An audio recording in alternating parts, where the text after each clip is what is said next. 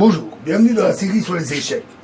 Alors, la cinquième méthode pour déclouer consiste simplement à ne tenir aucun compte du clouage et à jouer la figure qui est clouée.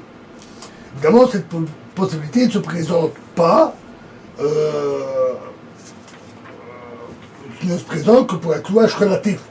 Parce que si le clouage est absolu, que le roi risque d'être en échec, les règles ne permettent pas de jouer la pièce.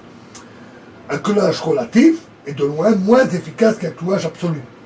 Si le départ de la figure clouée peut s'effectuer avec une menace suffisamment forte, le clouage peut être ignoré.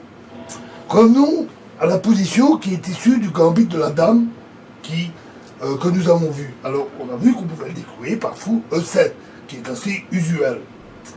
Mais on peut aussi jouer cavalier B en D7. Et maintenant, les blancs commettraient une erreur s'ils essayaient de jouer pour gagner un pion. C'est-à-dire C prend D5, E prend D5, cavalier prend D5. En se disant, le cavalier cloué, il ne peut pas prendre. Mais en fait, non.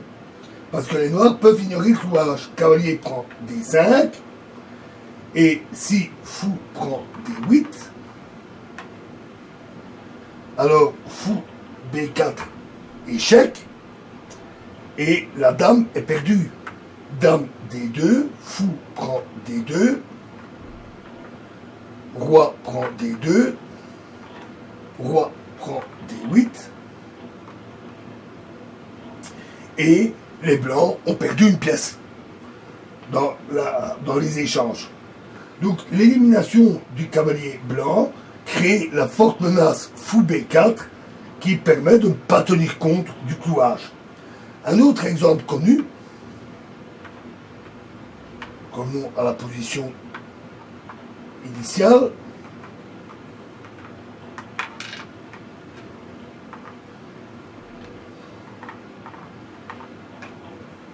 c'est celui que l'on trouve avec le fameux mat de Le Gall que nous avions vu. Sur E4, E5, cavalier F3, cavalier C6, D4, E prend D4, fou C4, D6, C3, D prend C3, cavalier prend C3, fou G4, ici c'est inversé, excusez-moi, pardon, excusez-moi, pas fou, G4, fou G4, roc, et alors cavalier E5, qui est une erreur, parce que cela donne simplement, c'était fou,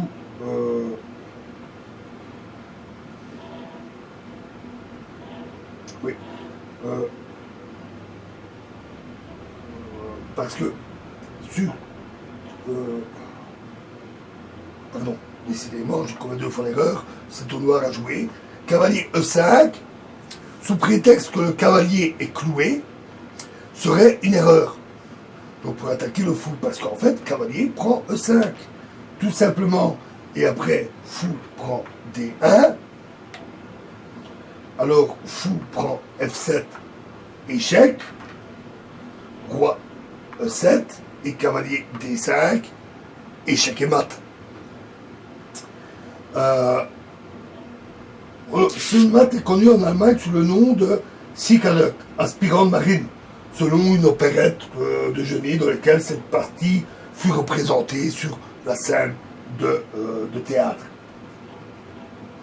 Voilà, alors nous verrons un exemple pratique de ce type de déclouage, qui est un peu particulier puisqu'on ignore le clouage, dans la prochaine vidéo.